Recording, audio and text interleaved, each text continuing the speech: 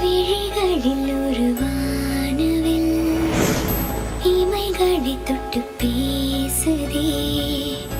இது என்ன புது வானிலை? மழை வெயில் தரும். உன்னிடம் பார்க்கிறேன், நான் பார்க்கிறேன் என்